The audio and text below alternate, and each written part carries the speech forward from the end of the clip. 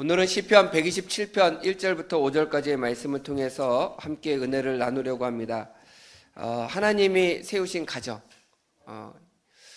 제가 가정에 대한 말씀, 어린이 주일이기 때문에 우리 어린 아이들에게 대한 말씀을 좀 드리려고 하는데, 아까 우리 아이들에게 우리 부모님들이 머리 위에 손을 얹고 이렇게 함께 축복하며 기도했는데 마음에 막 찡함이 있더라고요. 감동이 있더라고요.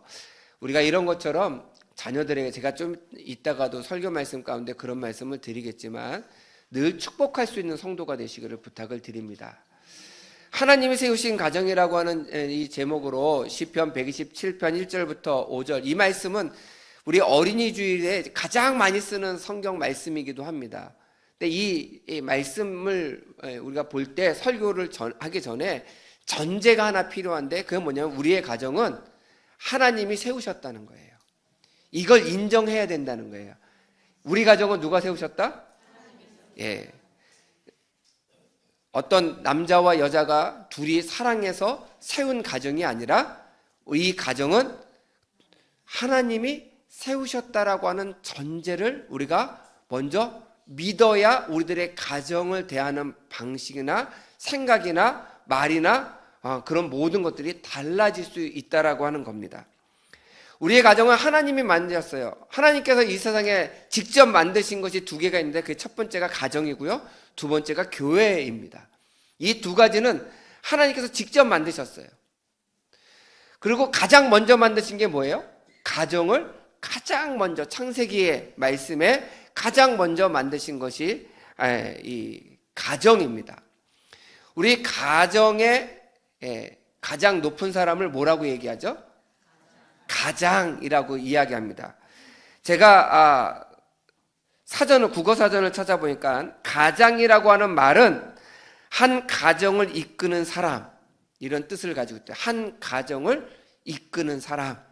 그런데 우리들의 가정의 가장은 하나님이 되셔야 돼요. 왜냐하면 하나님이 우리 가정을 만드셨기 때문에, 세우셨기 때문에. 오늘 본문 1절 말씀 우리 함께 봉독하겠습니다. 1절 말씀 시작.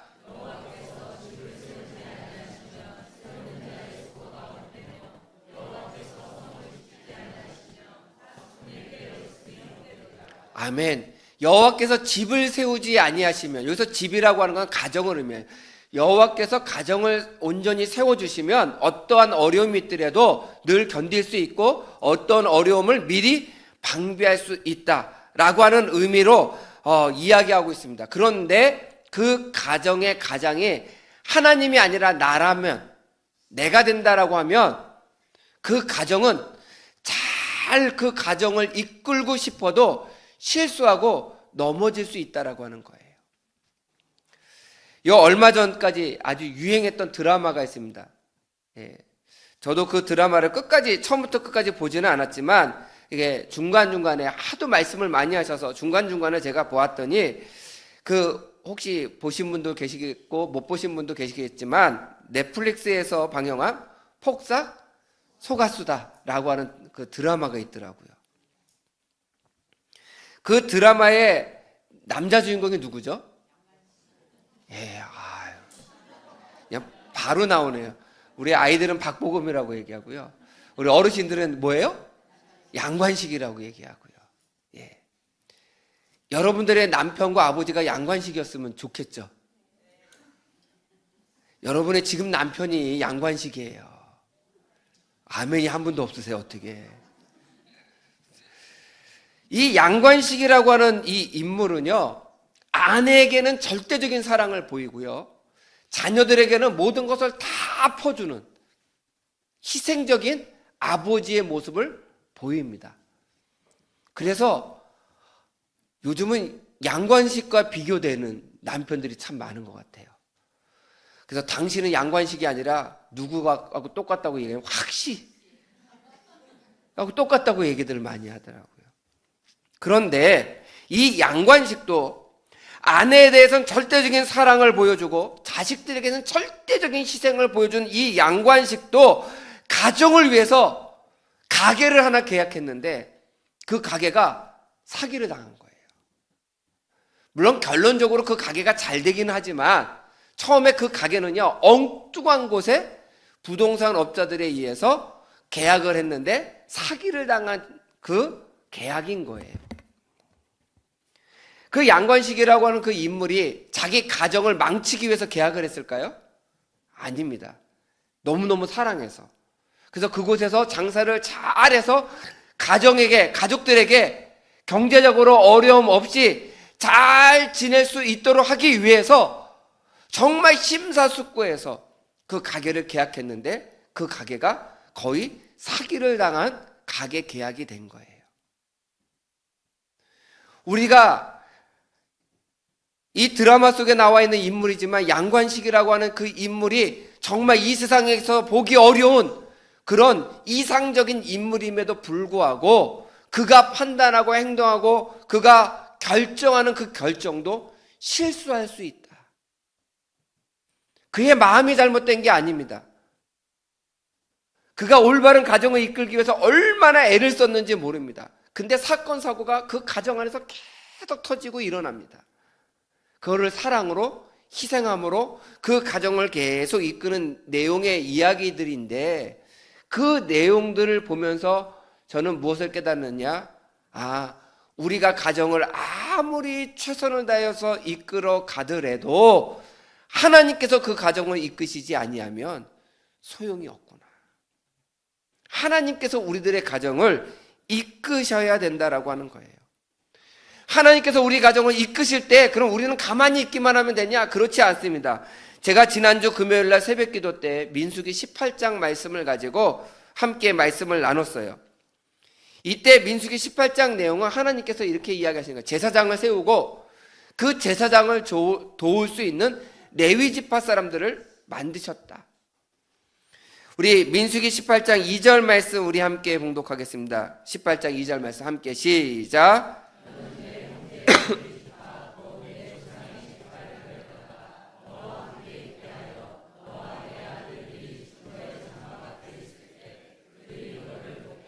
아멘. 이 말씀에 두 가지 단어가 굉장히 중요한데 그 두 가지 단어가 뭐냐면 너와 함께 있게 하여, 함께라고 하는 말과 그 다음에 너를 돕게 하라. 이 말씀이 중요해요. 우리들의 가정의 가장이 하나님이세요. 하나님을 전제로 우리의 가정이 보다 하나님이 원하시는 가정으로 성장하고 그런 가정의 삶을 살려면 가족들이 먼저 신앙 안에서 함께 있어야 돼요. 신앙의 공동체를 이루셔야 된다는 거예요. 하나님의 말씀 안에서 여러분들의 가정이 하나가 되셔야 된다는 거예요. 여러분들이 무엇을 결정할 때, 야, 아빠는 이렇게 생각해, 엄마는 이렇게 생각해 라고 생각하고 자녀들은 우리는 이렇게 생각해요 라고 의견을 내서 그것을 조율해서 결정하는 것이 아니라 내 생각들이 있을지라도 우리가 함께 하나님께 기도해보자. 그리고 아버지로서, 엄마로서, 자녀들은 자녀들로서 함께 모여 하나님 아버지 앞에 간절히 기도해 보세요. 그러면 하나님께서 아버지와 그 엄마와 또 그 자녀들에게 동일한 마음을 주실 줄 믿습니다. 왜냐하면 하나님이 그 가정의 가장이 되시기 때문에. 그래서 여기서 너와 함께라고 하는 이 말은 우리의 가정은 하나님과 함께 가는 가정이 되기를 원합니다. 그래서 기도로 우리의 가장이 되신 하나님께 우리 가정의 모든 문제를 물어보고 그리고 결정대로 따라가는 가정이 돼요. 두 번째는 서로 도울 수 있어야 됩니다. 남편은 아내를 도와야 되고요. 아내는 남편을 도와야 되고요. 자녀는 부모님을 도와야 되고 부모님은 또 자녀들을 잘 자랄 수 있도록 서로 돕는 역할을 해 주셔야 된다는 거예요.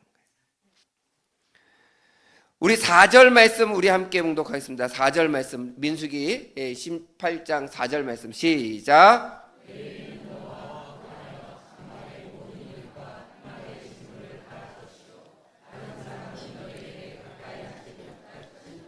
아멘. 여기서 중요한 말씀은 뭐냐면 우리 가정 안에 어떤 단어가 필요하냐면 합동이라고 하는 단어가 필요해요. 합동. 우리 따라하세요. 합동. 합동은 뭐예요? 같이 움직인다는 뜻이잖아요. 합력해서 움직인다는 것이잖아요. 어떤 어려움이 있을 때 가족들이 똘똘 뭉쳐서 네 탓이다, 네 탓이다 서로 책망하는 게 아니고요, 한 마음을 같이 가지고 함께 움직이는 거예요. 그러면 훨씬 더 쉽게 모든 일을 할 수가 있습니다. 아버지 혼자 어떤 무거운 물건을 들려고 할 때 혼자 들게 하는 것이 아니라, 아이들도 내 힘이 부족하지만 함께 들기를 원해서 아내와 자녀들이 함께 그 무거운 물건을 들면 보다 가볍게 그 물건을 옮길 수 있는 것처럼, 합동하여 하나님께서 세우신 가정 안에서 하나님의 뜻대로 마음을 합해서 함께 움직일 때 그 가정은 복된 가정이에요. 형통이 있는 가정이고 하나님께서 축복하시는 가정이 될 줄 믿습니다. 저는 우리 새샘의 성도님들의 가정이 이런 가정 되시기를 간절히 축원드립니다. 두 번째는 우리들의 가정에, 하나님이 세우신 그 가정 안에 무엇이 있었으면 좋으냐면, 가정 안에 쉼이 있었으면 좋겠어요. 오늘 2절 말씀, 오늘 시편 127편 2절 말씀 우리 함께 봉독하겠습니다. 시작.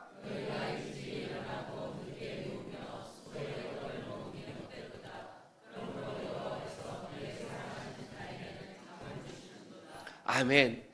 어떤 분은 그의 사랑하는 자에게는 잠을 주시는도다. 그래서 저는 교회만 오면 그렇게 잠이 와요. 주님이 저를 너무너무 사랑하시나 봐요. 이러신 분들이 있어요. 근데 그 말씀이 아니고, 이 말씀은 어떤 말씀이냐면, 잠도 줄여가면서 일찍 일어났어요. 그 잠도 줄여가면서 밤늦게까지 일했는데 하나님이 인도하시지 않으니까 결과가 안 생기는 거예요. 근데 하나님께서 인도하시는 사람은 게으르다라고 하는 뜻이 아니라, 충분히 잠을 자고 깨어있는 시간에 나에게 주어진 일에 최선을 다해도 하나님께서 내가 원한 것보다 훨씬 큰 결과를 얻도록 만들어 주신다는 거예요. 만들어 주신다는 거예요. 제가 우리 중고등부 학생들에게 물어볼게요. 시험 공부 열심히 하면 성적이 잘 나오죠? 왜 대답을 안 해요? 시험 공부 열심히 하면 성적 잘 나와요? 안 나와요? 잘 나오죠? 근데 열심히 해도 안 나올 때가 있어요. 공부 안 한 데서만 문제가 나오는 거예요. 그러면 어떻게 돼요? 공부를 안 한 부분에서만 나오니까 실수하게 되고 틀리게 되는 거예요. 제가 이 말씀을 극단적으로 말씀을 드렸지만, 하나님께서 인도하신다라고 하는 건 뭐냐면, 내가 하나님 안에서 열심히 최선을 다해 열심히 일했어요. 그러면 그 공부한 부분에서 시험 문제가 나오는 거예요. 근데 하나님의 인도하심 없이 내 노력으로 나 자랑을 위해서 열심히 공부한다고 했는데, 열심히 공부했는데 하필 문제가 나온 것이 어떻게 해요? 내가 공부 안 한 부분만 기가 막히게 알아서 문제가 나오는 거예요. 그러면 열심히 노력해도 어떻게 해요? 결과가 다르게 나올 수 있다라고 하는 거예요. 하나님께서 이끄신다라고 하는 것은 굉장히 중요한 일입니다.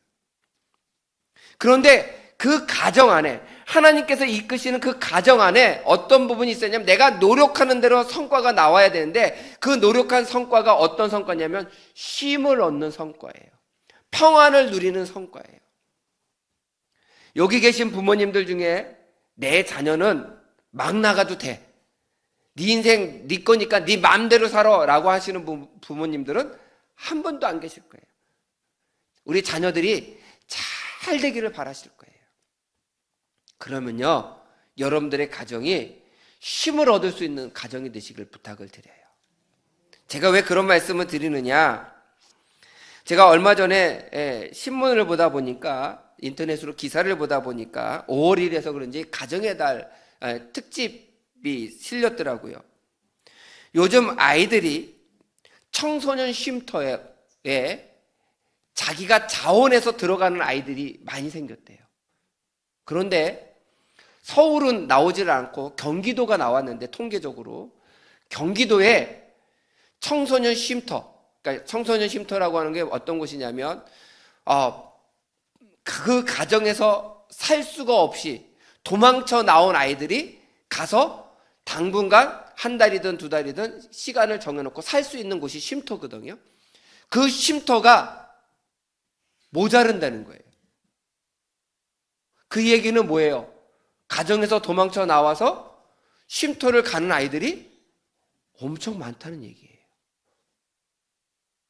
경기도 내에 그 청소년 쉼터가 꽤 여러 군데가 있는데 거기가 꽉 차서요, 가정폭력에 의해서 도망쳐 나온 아이들이, 경기도 아이들이 더 이상 갈 곳이 없다.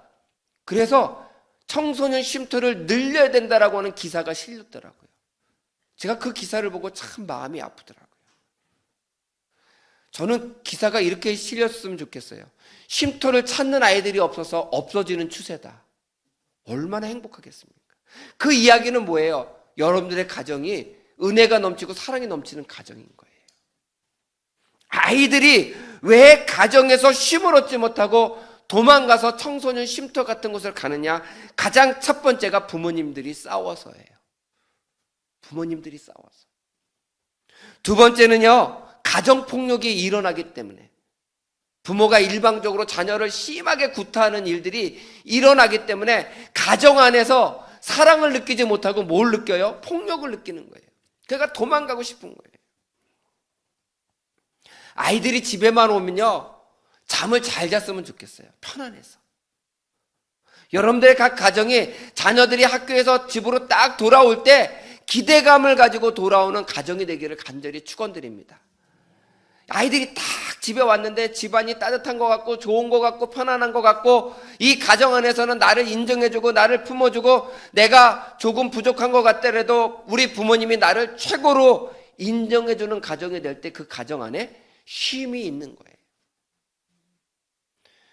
주님이 우리 보실 때도요, 얼마나 부족한 부분이 많이 있겠어요. 주님이 엄원성 목사를 볼 때도 저는 저를 하나님이 보실 때 부족한 부분이 많이 있을 거라고 생각해요. 그런데 하나님은 어떻게 해요? 참으시면서 기다려주시면서 우리를 위해서 축복해 주시고 길을 열어주시고 때로는 어려운 길을 극복할 수 있는 능력을 주시기도 하고 때로는 피할 길도 주시잖아요. 그러면서 성장하면서 주님이 원하시는 성도로서 그런 자녀로서 점점 바뀌어져가는 모습을 보이게 되는 것처럼 우리들도 우리들의 가정 안에 주님의 사랑과 복음이 널리 그 다음에 풍성히 거하는 가정이 될 때 그 자녀들의 마음 가운데 우리들의 가정에 쉼을 얻고 평안을 누릴 수 있는 가정이 된다는 거예요.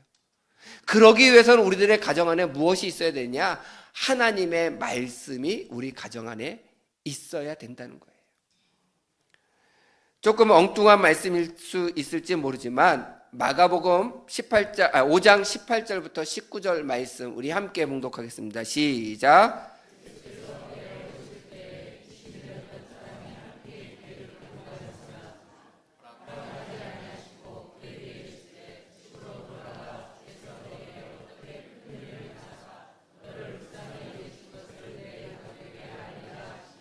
아멘. 예수님이 거라사 지방으로 걸어가시다가요, 귀신 들린 사람을 만났어요. 그래서 그 귀신 들린 사람을 고쳐줬거든요. 그랬더니 그 귀신 들린 사람이 주님, 이제 제가 평생 주님을 따라다니기를 원합니다. 그렇게 고백해요. 근데 주님이 안 된다는 거예요. 가정으로 돌아가라는 거예요. 저는 이 말씀을 처음에 읽고요, 이해가 안 됐어요. 왜 이해가 안 됐냐면 우리 성도 여러분들 생각해 보세요. 귀신 들렸던 사람을요 고쳤어요. 근데 그 귀신 들린 사람이 고침을 받은 사람이 저한테 그렇게 하는 거예요. 목사님 집회 나갈 때마다 저를 데리고 나가세요. 제가 간증할게요. 제가 귀신 들렸다가 목사님 덕분에 목사님께서 저를 위해서 기도해 주심으로 나았잖아요. 그래서 집회마다 제가 가서 꼭 간증하기를 원합니다. 그럼 제가 데리고 가겠어요? 안 데리고 가겠어요? 데리고 가죠. 전도하는데 훨씬 더 효과적일 거 아니에요. 말씀을 전하는데 훨씬 더 효과적일 수 있잖아요. 그런데 예수님이 아니다. 그러시면서 19절 말씀 맨 마지막에 뭐라고 하냐면 너를 불쌍히 여기신 것을 내 가족에게 알리라는 거예요. 이 말씀은 이 귀신 들린 사람의 가정은 하나님의 은혜가 없다고 생각하고 이 자식을 포기한 거예요. 근데 하나님께서 너를 불쌍히 여겨주셔서 너를 고쳐주셨어. 하나님은 살아계신 분이야. 너를 고쳐주신 분이야. 그 사실을 너만 알면 안 돼. 다른 사람이 아는 것보다 먼저 누가 아는 게 중요해요? 내 가족이 아는 게 중요해. 그렇게 해서 예수님께서 너는 나 따라다니는 것보다 먼저 내 가족에게 가서 이 사실을 알려서 하나님이 너의 가정도 불쌍히 여기시고 사랑하신다라고 하는 것을 꼭 알려줘. 그게 내 사명이야. 그래서 돌려보내시는 거예요. 저는 우리 성도님들의 가정이요, 믿음 안에서 하나가 되는 가정 되기를 소망합니다. 여러분들 그걸 위해서 애쓰셔야 돼요. 남편을 위해서, 자녀들을 위해서 끊임없이 기도하세요. 좌절하지 말고 기도하세요. 낙심치 말고 기도하세요. 반드시 돌아옵니다. 반드시 여러분들의 가정에 하나님께서 은혜와 축복을 내려주실 거예요. 믿음으로 하나가 되는 가정, 그래서 말씀과 은혜로 힘이 있고 평안함이 넘치는 여러분들의 가정이 될 줄 믿습니다. 그래서 우리가 쉼을 얻는 장소, 하나님의 은혜가 넘치는 장소, 아이들이 가정에 들어오게 되면, 집으로 돌아오게 되면 참된 평안을 누리는 그런 귀한 가정 되게 하셔서 여러분들의 가정이 주님의 사랑 안에서, 은혜 안에서 하나 되는 그런, 또 하나님께서 주시는 복을 누리는 귀한 가족 되시기를 간절히 축원드립니다. 마지막으로는 자녀는 하나님이 주신 선물이자 축복입니다. 우리 따라하세요. 자녀는 하나님이 나에게 주신 축복이다. 네, 축복이기 때문에 우리는 자녀를 축복하셔야 돼요. 축복이기 때문에. 오늘 우리 3절 말씀 우리 함께 봉독하겠습니다. 3절 말씀 시작.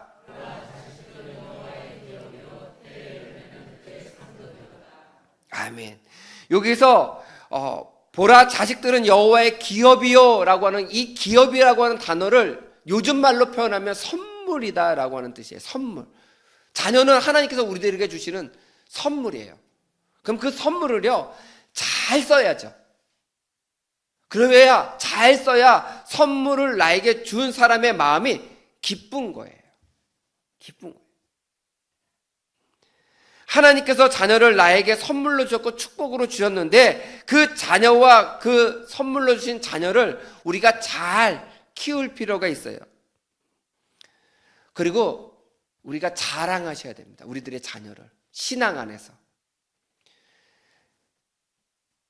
할머니 할아버지들이 모인 곳에 그런 얘기들을 한대요. 손주 손녀 자랑하지 말기. 그 얘기는 뭐예요? 모이면 누구 자랑해요? 손주하고 손녀를 막 자랑하는 거예요. 그래서 전에는 그렇게 얘기했대요. 자랑할 때마다 10,000원씩 내라고. 그런데 요즘은 바뀌었대요. 어떻게 바뀌었냐면 10,000원 줘서 보낸대요. 자랑하는 사람 돈 10,000원 줘서 너 택시 타고 집에 가. 왜냐하면 자랑할 때마다 10,000원씩 내려니까 어떤 분은 막 10만 원 내놓고 막 자기 마음대로 자랑한다는 거예요. 그만큼 자랑하고 싶은 마음이 가득한 거예요. 많은 사람들에게. 근데 그 자랑하는 마음이 나쁜 게 아니에요. 좋은 거예요. 근데 주님의 이름 안에서, 사랑 안에서 자랑하셔야 돼요. 제가 어느 책을 읽다 보니까 에렙 샤밧이라고 하는 단어를 알게 됐어요. 에렙 샤밧. 좀 어렵죠? 예, 이 단어를 모르셔도 좋아요. 근데 뜻을 좀 아셨으면 좋겠어요. 에렙 샤밧이라고 하는 것은 유대인의 하나의 전통이에요. 매주 금요일 저녁에 가족들이 가족 식사를 해요. 우리는 금요일 저녁은 무슨 저녁이에요? 불금이잖아요. 불타는 금요일. 그게 아니라 유대인들에게는 금요일 저녁은 가족들이 모여서 함께 식사하는 특별한 날, 그것을 에렙 샤벳이라고 하는 단어를 사용한대요. 근데 이 날은 밥을 다 같이 먹고, 가족들이 밥을 다 먹은 다음에 아버지가 먼저 아내를 축복하는 기도를 해요. 하나님, 내 아내 하나님께서 축복하여 주시기를 원합니다. 그리고 축복 기도를 해요. 그 다음에 아버지가 자녀들을 한 사람씩 안고 축복하며 기도합니다.